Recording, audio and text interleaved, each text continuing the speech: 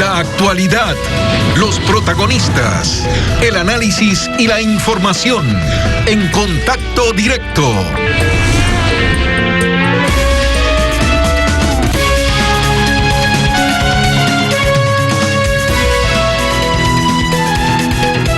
En 2020 la pandemia causó una catástrofe sanitaria y una paralización económica que afectó de peor manera a ciertos sectores de la economía no petrolera. Pero el saldo final indica que la economía no petrolera respondió favorablemente a la crisis con un incremento de exportaciones y con una producción que confirmó la seguridad alimentaria del Ecuador. Sin embargo, algunos sectores fueron más golpeados por la pandemia y su recuperación necesita de ayuda crediticia especial, pues en la cadena de producción son importantes las grandes, las medianas y las pequeñas empresas.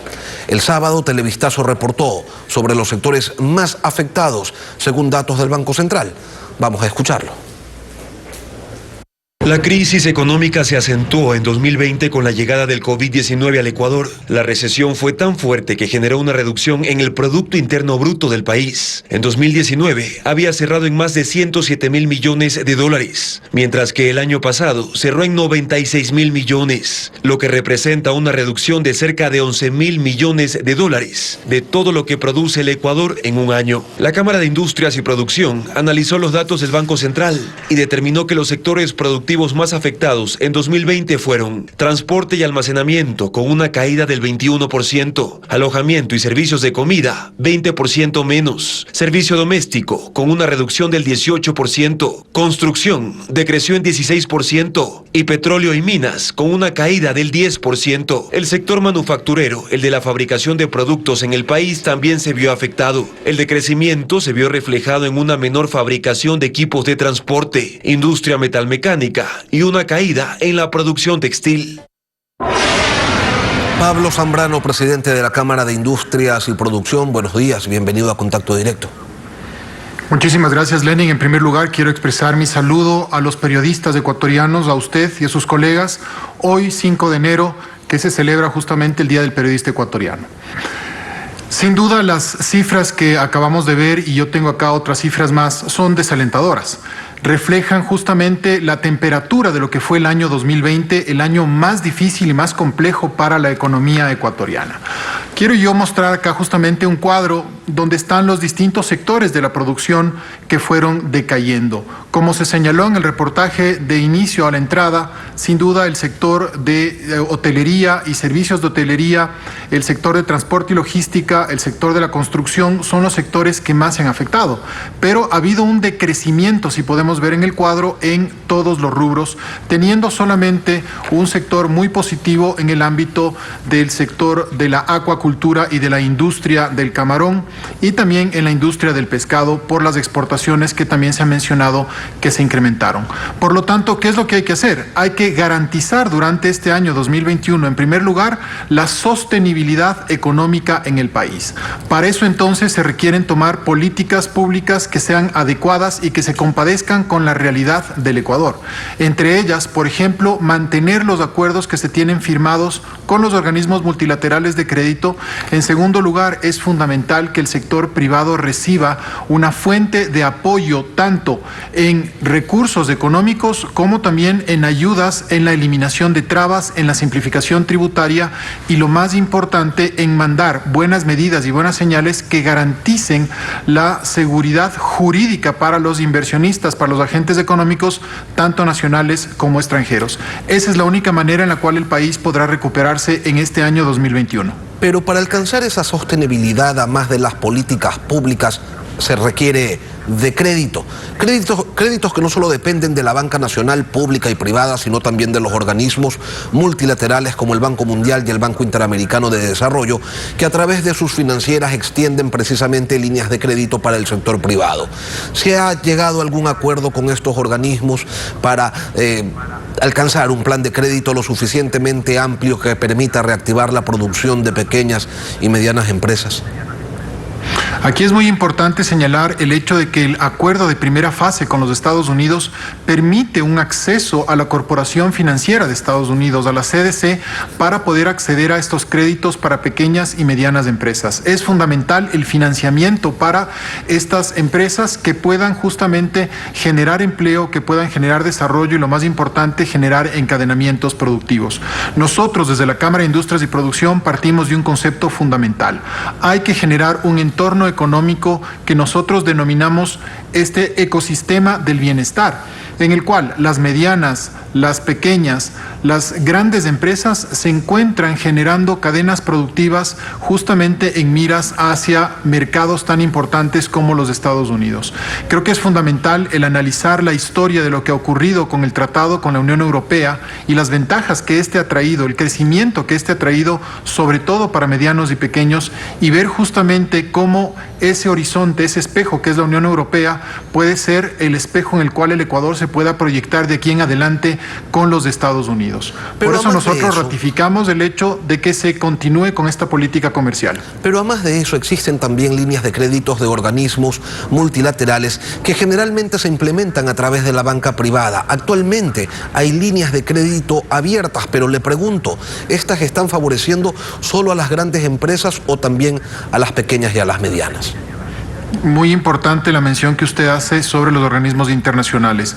Los principales bancos del país privados están recibiendo líneas de crédito y a su vez están, digámoslo así, generando estas líneas de crédito con los distintos sectores.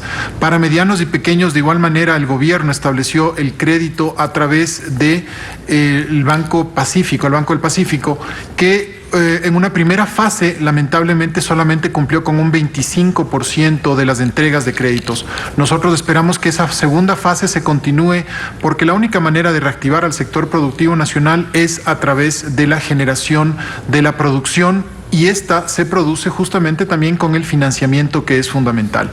Por lo tanto, estamos nosotros en conversaciones con las autoridades, con el ministro de la Producción específicamente, para hablar sobre este desarrollo de la fase 2 y la implementación ya de la entrega de los créditos para las pequeñas y medianas empresas, que también son el motor de la economía nacional. Por lo tanto, nosotros abogamos por todos los sectores de la producción, no solamente por las grandes empresas, sino sobre todo también por las medianas y pequeñas, que sin duda generan una gran producción en el país y unos encadenamientos productivos que nosotros estamos fomentando. Tanto la banca pública como la privada tienen sus clientes preferidos en base a sus antecedentes. En la banca privada, antecedentes de pago; en la banca pública, antecedentes políticos, lo cual puede o podría generar ciertas discriminaciones, y entonces el crédito no llega.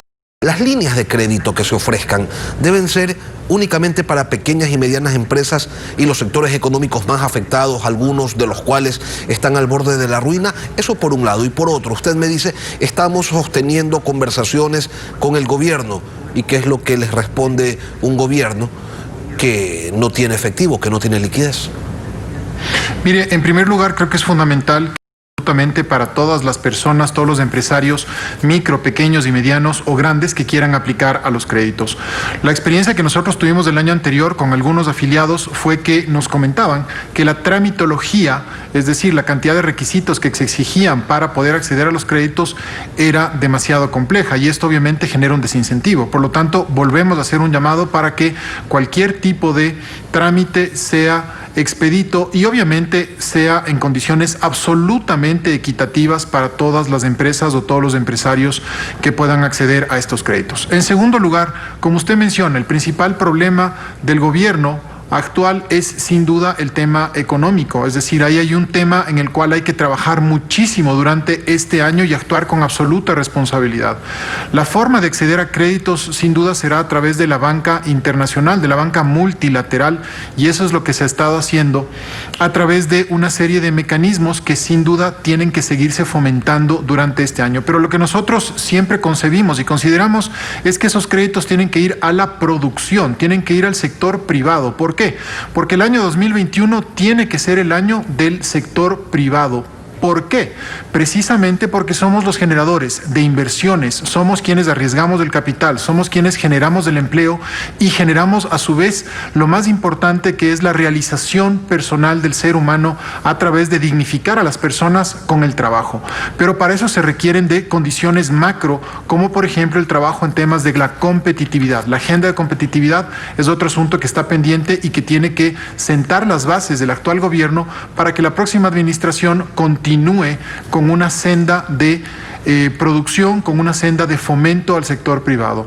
Eso es lo que nosotros esperamos durante este año 2021 y vamos a solicitar a las autoridades que se continúe con este tema, y obviamente también ya en el ámbito político los candidatos presidenciales tienen que actuar con absoluta responsabilidad frente a los grandes problemas que tiene el país. Pero no solamente se requiere acceso del crédito a través de la eliminación de tramitologías absurdas que simplemente se terminan convirtiendo en trabas y en una negativa, más allá de lo que digan los discursos, ¿no? Estamos ofreciendo créditos, pero hay 700.000 requisitos que son imposibles de cumplir, por ende no están abiertas las líneas de crédito. Ahora, deberían tener una tasa de interés preferencial, así como también un periodo de pago especial. ¿Cuáles serían las condiciones de estos créditos que se plantearían a los organismos multilaterales? Mire, lo más importante de acceder a créditos en el exterior son las bajas tasas de interés y sobre todo los plazos más extensos. Es así como nosotros también estamos en conversaciones justamente con las autoridades para acceder a esos créditos a través de la CDC, de la Corporación Financiera de Estados Unidos, que se puede acceder a estos créditos a largo plazo. Obviamente esto tiene que hacerse a través de la banca nacional también, que es quien hace la calificación del crédito, quien conoce al cliente, y por lo tanto el sector privado también tiene aquí un papel fundamental. El sector financiero privado tiene un papel fundamental para generar estos créditos. Creo que es importantísimo entonces que trabajemos en una estrategia en conjunta, pública y privada, sector productivo y sector financiero también, para que podamos mejorar todas estas condiciones y poder ir generando estos créditos para reactivar la economía en el país. Pablo, esto es una necesidad imperiosa. El aumento de la producción de las empresas genera empleos, en este caso particular pospandemia. Abrir nuevas plazas de trabajo es la finalidad social. Pero, además del crédito bancario, privado o público, ¿necesitan ustedes de más plazos para pagar lo que le deben al Servicio de Rentas Internas o al IES? Sin duda. El tema tributario es un tema también que hay que trabajar en el Ecuador y se requieren estos planes de pago para tanto el Servicio de Rentas Internas como también la cartera que tiene el Instituto Ecuatoriano de Seguridad Social creció durante el año 2020 producto de la pandemia. Por lo tanto, hemos hablado también con las autoridades para lograr estos acuerdos de pago y estos convenios de pago que están previstos en la ley, que son perfectamente posibles y sobre todo que se ajustan a la realidad que está atravesando el país. Mire usted lo que ocurrió justamente a finales del año anterior, cuando se hizo esta contribución, se pidió esta contribución a las empresas, a los 1.000 grandes mayores contribuyentes del país, para que adelanten el pago del impuesto a la renta del año 2021. Entonces, aquí hubo una serie de empresas que cumplieron, la mayoría de las empresas cumplieron, pero también hubo un grupo de empresas que no tuvo esa posibilidad, esa oportunidad. Por eso entonces, la importancia de generar estos convenios de pago para poder trabajar en un tema que es fundamental. El tema fundamental para las empresas es la liquidez, y para lograr una liquidez adecuada se requieren entonces estos plazos más flexibles y obviamente buscar tasas más competitivas. Desde la Cámara de Industrias y Producción nosotros consideramos que es fundamental que las tasas de interés en el Ecuador bajen a través de lo que se llama la competencia, es decir, que se pueda alentar que venga la banca extranjera al Ecuador, que se puedan abrir créditos, que se puedan conseguir líneas de crédito más bajas, pero obviamente todo esto es parte de un sistema. ¿A qué me refiero con un sistema? Para que el sistema financiero ecuatoriano pueda acceder a créditos en el exterior, se requiere que las condiciones del Ecuador sean estables, que la economía sea estable, que haya realmente una situación de estabilidad en el país, y de esa manera elementos como el riesgo país, por ejemplo, bajen, se estabilicen, y de esa manera podamos acceder a mejores créditos en el exterior. Entonces, hay que trabajar en una agenda conjunta. A propósito de la estabilidad, el gobierno ha dictado varias leyes económicas urgentes, creando estímulos tributarios a empresas nacionales existentes y a alianzas público-privadas. Según la Cámara, ¿cuáles han sido los resultados de estos estímulos? ¿Ha habido reinversiones o no? Han habido reinversiones, sin lugar a dudas, Lenin, y esto es importante. Sin embargo, la pandemia obviamente paralizó una gran cantidad de inversiones y sobre todo nos paralizó, digámoslo así, a todo el mundo, a las cadenas productivas. Por eso creemos nosotros que es importante que existan este tipo de leyes de fomento productivo que vayan incentivando las alianzas público-privadas. ¿Para qué? Para que este sea un mecanismo de desarrollo en el cual el sector privado sea quien haga las inversiones, quien tenga el riesgo de esa inversión y puedan salir adelante. Y tenemos ejemplos muy importantes de alianzas público-privadas, como por ejemplo las concesiones de los aeropuertos, las concesiones de las carreteras, las concesiones de los puertos marítimos, entre otras cosas. Entonces, funcionan las alianzas público-privadas y este es un mecanismo también importantísimo a través del cual el gobierno no va a erogar, no va a hacer un gasto de dinero, sino que ese sería el sector privado. Y por otro lado, los contratos de inversión que se celebran entre el Estado y los inversionistas van a garantizar y a permitir justamente un régimen jurídico de estabilidad para esas inversiones. Eso es lo que nosotros también tenemos que fomentar durante el año 2021, pero para eso se requieren justamente buenos mensajes, mensajes que llamen a la tranquilidad, mensajes por parte de los estamentos políticos, sobre todo más aún un año electoral, un año de incertidumbres, en el cual exista una transición adecuada, una transición democrática y lo más importante, un respeto a la institucionalidad democrática, un respeto a la división de poderes para que existan justamente estas condiciones adecuadas en las cuales la inversión pueda llegar al Ecuador o pueda retornar al Ecuador, que eso es algo muy importante. Atraer la inversión extranjera, usted señala que como requisito básico se requiere de seguridad jurídica, lo cual implica que la legislación, entre otras cosas, la legislación tributaria deba ser estable, que no es lo que ha ocurrido en el Ecuador durante los últimos 15 años. Esa seguridad jurídica le corresponde darla al próximo gobierno y sobre todo, Pablo, de los 16 candidatos presidenciales, todos ofrecen seguridad jurídica a los inversionistas extranjeros. ¿Qué le dicen a usted? Mire, nosotros como sector privado, como dirigentes gremiales, tenemos un rol fundamental que es establecer estos canales de diálogo, estos puentes de comunicación con las autoridades. En ese sentido, hemos mantenido nosotros reuniones con algunos candidatos presidenciales, con algunos candidatos asambleístas, porque esta es una tarea conjunta entre el Ejecutivo y el Legislativo.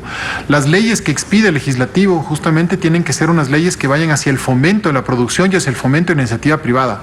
Y en campaña presidencial, todos los candidatos obviamente ofrecen una gran cantidad de temas. Sí hay candidatos que tienen una visión muy clara, una línea muy clara y determinada, y creo que ese es un tema muy importante de seriedad. ¿Por qué? Porque hay que tomar decisiones importantes, pero estas decisiones sin duda tienen que ser consensuadas con la mayor cantidad de sectores. Nosotros hemos hecho un llamado, por ejemplo, desde el sector productivo, desde el sector empresarial, al sector sindical ecuatoriano, a los trabajadores, a los dirigentes de los trabajadores ecuatorianos, con el objetivo de llegar a consensos y acuerdos, por ejemplo, para una reforma que tiene que darse en el ámbito laboral. Una reforma laboral que se compadezca con la realidad actual. Y le voy a poner un ejemplo muy claro.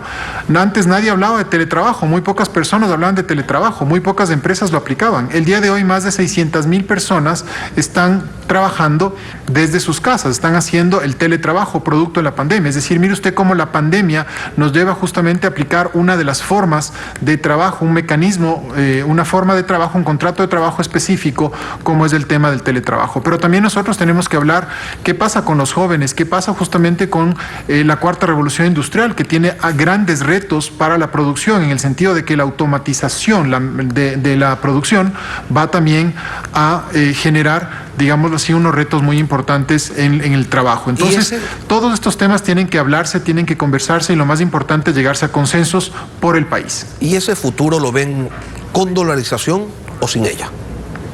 La dolarización es fundamental.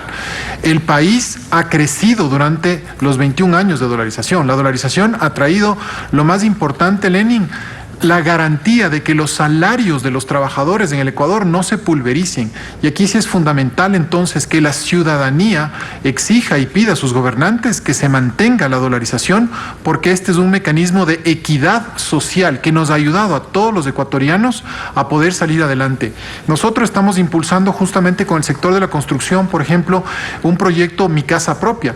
Y esto solamente se puede dar en base a la dolarización, es decir, conseguir activos, comprar activos tan importantes importantes como una casa propia para los ecuatorianos, solamente podemos hacerlo a través de la dolarización. Esto es algo fundamental que tenemos que exigir la ciudadanía, que se mantenga este sistema, que se fomente este sistema. ¿Cómo se mantiene la dolarización? A través de generar inversiones, de mejorar al sector exportador y a través también de generar justamente todos estos mecanismos que la inversión privada pueda venir al país y pueda seguir alimentando esta dolarización que es fundamental para el país. Pablo Zambrano, presidente de la Cámara de Industrias y Producción, gracias por acompañarnos esta mañana aquí en Contacto Directo. Muchísimas gracias, muy buenos días y un feliz año a todos. 7:15 y ya regresamos. Vamos a una pausa y al volver, la perspectiva y los planes de legislación y fiscalización de Fuerza Ecuador, el ex partido roldosista que quiere regresar a la Asamblea. Lo hablamos con Tatiana Mora, candidata asambleísta nacional. Manténgase en nuestra sintonía, ya volvemos.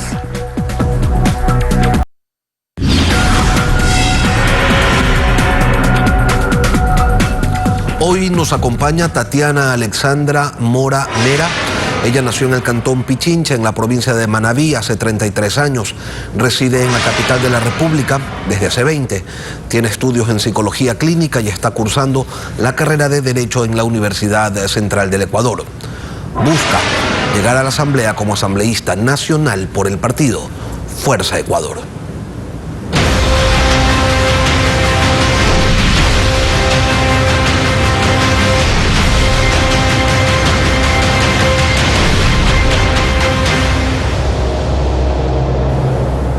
Tatiana, buenos días y bienvenida a Contacto Directo. Buenos días, Lenin. Muchas gracias por la oportunidad que me brindas. También quiero decirle a todos los periodistas en este día mis felicitaciones. A usted también por esta oportunidad y también al pueblo del Ecuador. Decirles que el 2021 vendrá recargado de muchos éxitos, de mucha solidaridad, sobre todo de mucha fe. Usted, Tatiana, y que la pandemia va a tener un del minuto. Ecuador. Sí, continúe. Y que la pandemia del Ecuador no nos ha vencido y sobre todo la pandemia de la corrupción no nos va a derrotar. Que continuemos. Usted va a contar con un minuto para responder a las siguientes preguntas. Con ellas buscamos conocer más sobre el plan de trabajo que usted desarrollaría en la próxima asamblea. Así es que vamos a empezar. Ha señalado usted que busca bajar la tasa de interés de la banca. ¿Cómo? ¿Cuáles son las leyes a reformar para que haya créditos más baratos en el país? Sí, como asambleísta nacional, como efectivamente llegaré y las atribuciones y funciones que me dicta la Constitución de la República del Ecuador, que es legislar y fiscalizar, pues nosotros hacemos un planteamiento tanto en lo económico, político y social. Dentro de esta buscamos, la finalidad de nosotros es crear seguridad jurídica, crear leyes que vayan acorde con las necesidades del pueblo. Dentro de esta está disminuir la tasa de interés. Esto nos va a servir para reformar, para mantener nuestra economía. También dentro de esta disminución de tasa de interés también vamos a eliminar este buró de crédito.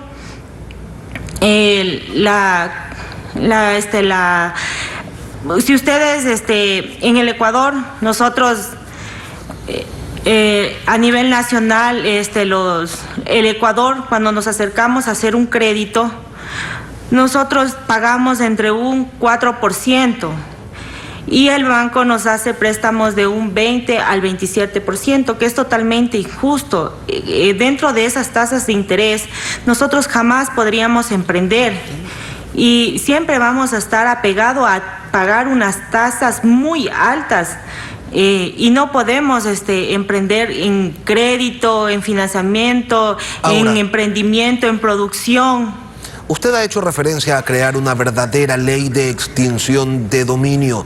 ¿Qué es lo que debe constar en una verdadera ley? Ya, sí, nosotros como partido Fuerza Ecuador hemos consensuado con nuestro binomio y nuestro presidente Abdalá Bucaram crear una verdadera ley una verdadera ley que no esté al alcance de toda la ciudadanía, que nosotros podamos emprender eso a favor del pueblo, que se fiscalice y se controle los dineros del pueblo. Es decir, una verdadera ley que vaya contra los actos de corrupción en el Ecuador. Imagínate, diarios en el Ecuador se pierden 10 millones de dólares por actos de corrupción.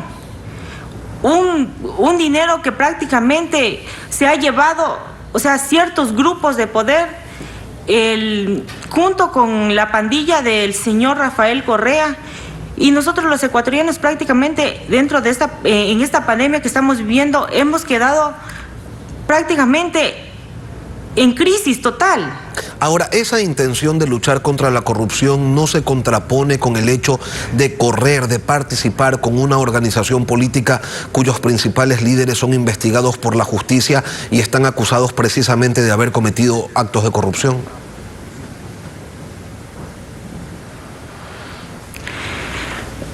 La justicia está reflejando claramente la inocencia del compañero Agdalá Bucaram. Las 3 investigaciones que tiene actualmente están cayendo por su propio peso. Actualmente la Fiscalía absolutamente no ha aprobado absolutamente nada. Y simplemente estos casos van a caer por su propio peso. El plan de trabajo habla de generar empleos desde el sector privado. ¿Qué tipo de incentivos se va a generar o a proponer para que aquello efectivamente ocurra? Como te manifestaba, tenemos que bajar las tasas de interés. Bajando las tasas de interés va a haber producción, va a haber financiamiento. Imagínate, una persona se pone una panadería, va a poder no solamente emprender él, sino va a crear 2 fuentes más de trabajo como mínimo. Entonces eso es lo que vamos a lograr para dinamizar la economía en el Ecuador. ¿Eso va a requerir de una reforma al Código del Trabajo? Y si es así, ¿en qué consistiría? Sí, vamos a conversar con todas las bancadas, vamos a sociabilizar este tema. Yo estoy seguro que todos los asambleístas que vamos a ingresar, que de hecho lo vamos a hacer, nos vamos a quitar la camiseta del partido y nos vamos a poner la camiseta del Ecuador, que es para lo que realmente vamos a trabajar. Y tenemos que ver los mecanismos suficientes y necesarios y garantizar que esta ley llegue a su buen término y que todos los ciudadanos podamos confiar en un mejor porvenir. ¿Su organización política respalda la implementación de una renta básica universal? No lo escuché. Le preguntaba si su organización política en la Asamblea, desde la Asamblea, respaldaría la implementación de una renta básica universal. Sí, yo creo que tenemos que socializar muy bien esa propuesta con los diferentes asambleístas, desde el binomio el ingeniero Carlos Anay de la Bastida y de su mano con el presidente Agdalá Bucaram. Pero ¿cómo lo implementarían? ¿De dónde obtendrían los fondos? ¿Cuál sería el monto de esa renta? Bueno, con todos los recursos que nosotros obtenemos dentro del Ecuador. ¿Consideran necesaria una asamblea constituyente o apuntan quizás a otras vías para implementar reformas constitucionales? Reformar la Constitución sería un muy buen mecanismo, una muy buena salida a todos estos actos de corrupción y a todas estas injusticias que vivimos en el país.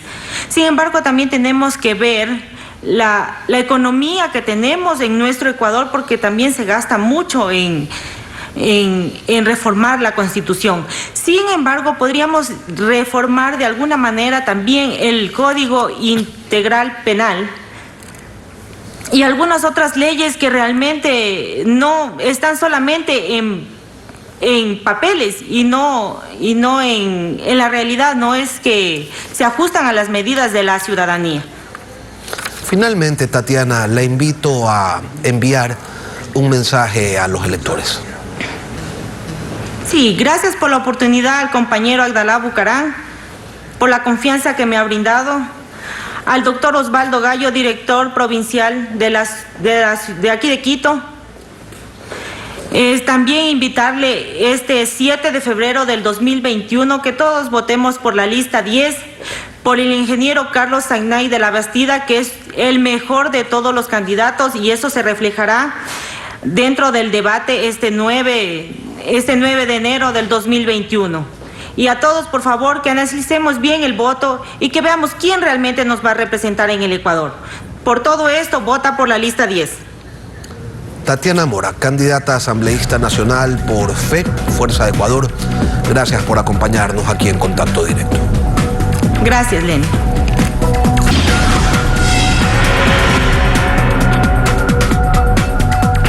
Estamos despidiendo Contacto Directo. Mañana seguimos con las entrevistas del momento. Viene Televistazo en la comunidad, Lenny. Así es, las noticias continúan. Mañana 6:55, como tú decías, Denise, continuaremos con las entrevistas. Gracias a todos por su sintonía. Que tengan una buena jornada.